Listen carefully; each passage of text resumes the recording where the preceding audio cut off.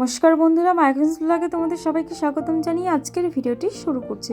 আজকে বানাবে মজাদার টক মিষ্টি স্বাদের তেঁতুল দিয়ে টমেটোর টক। তাহলে চলো দেখি। এখানে দেখো মা কিন্তু সব কিছু সাজিয়ে নিয়েছে।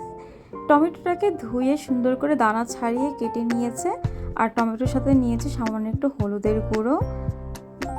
এদিকে নিয়েছে পাকা তেঁতুল, তেঁতুলটাকে কিন্তু ধুয়ে নিয়েছে, ধুয়ে একটা বাটিতে নিয়েছে চিনি আর খেজুরের গুড়। তো তোমরা তোমাদের পয়ের মতোই মিষ্টিটা দেবে। এইদিকে সব এক সাইডে নিয়েছে, যেহেতু রান্না করতে সুবিধা হবে তার জন্য। কড়াইটা বসিয়ে দিয়ে দিচ্ছে সর্ষের তেল পরিমাণ মতো। তেলটা গরম হতেই দিয়ে দিবে শুকনো লঙ্কা, আর ফোড়নে দেবে অবশ্যই সর্ষে। তো সর্ষেটাকে একটু ভেজে নিচ্ছে। তো বন্ধুরা এখন দিয়ে দিবে টমেটোগুলো। তো টমেটোগুলোকে দিয়ে দিয়েছে। তো দিয়ে দিবে সামান্য একটু নুন, আর নুন দিয়ে কিন্তু টমেটোটাকে ভালো করে কষিয়ে নিতে হবে। নুনটা দিয়ে একটু ভালো করে নেড়ে দিচ্ছে, আর এখন প্রায় 5 থেকে 6 মিনিটের জন্য ঢেকে দিবে।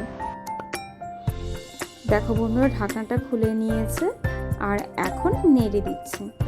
তো টমেটোগুলো প্রায় হাফ গলে এসছে। তো আর 2-3 মিনিটের জন্য ঢেকে দিয়ে ঢাকনাটা খুলে নিচ্ছে।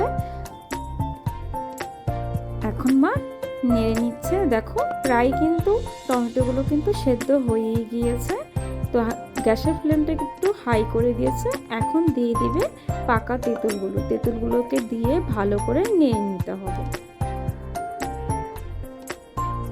আর তোমরা ভিডিওটি স্কিপ না করে ফার্স্ট থেকে লাস্ট অবধি দেখো, আশা করি ভালো লাগবে।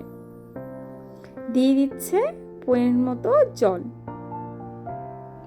এই পাকা তেঁতুল দিয়ে টমেটোর টকটা একটু পাতলাই হবে, পাতলাই করবে, তার জন্য জলের পরিমাণটা একটু বেশি দিয়েছে। আর তখন একটু নুন দিয়েছিল, আর এখন আর একটু পরিমাণে নুন দিয়ে দিয়েছে। দিয়ে দিচ্ছে চিনি আর খেজুরের গুড়টা দিয়ে এখন মা নেড়ে নেবে। যেহেতু গুড়টা এখনো গোটা রয়েছে, তার জন্য একটু নেড়ে দিচ্ছে। এখন টকটাকে কিছুক্ষণের জন্য ফুটতে দেবে, আর একটু ফুটে আসলেই নামিয়ে নেবে। এই রেসিপিটি খুবই মজাদার একটি রেসিপি, তোমরা বাড়িতে একবার ট্রাই করে দেখতে পারো, আশা করি ভালো লাগবে। আর পাকা তেঁতুল দিয়ে টমেটোর টকটা কিন্তু একদমই রেডি। এখন মা নামিয়ে নিচ্ছে। আজকে রেসিপিটি কেমন লাগলো অবশ্যই কমেন্টে জানিয়ে। যদি ভালো লেগে থাকে লাইক, কমেন্ট, শেয়ার করো, সাবস্ক্রাইব করে আমাদের এই ছোট্ট চ্যানেলটির পাশে থেকো। আর তোমরা সবাই ভালো থেকো, সুস্থ থেকো, এভাবেই আমাদেরকে সাপোর্ট করো।